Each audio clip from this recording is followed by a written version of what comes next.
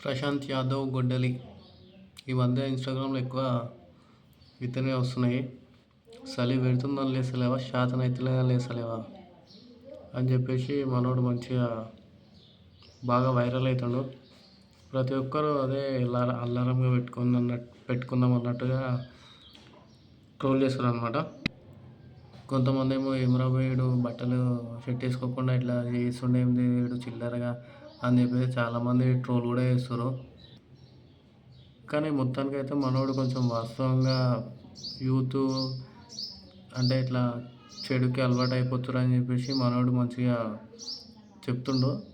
దాన్ని కొంచెం తిట్ల రూపంలో చెప్తుండు అంతే, కానీ అది నిజమే.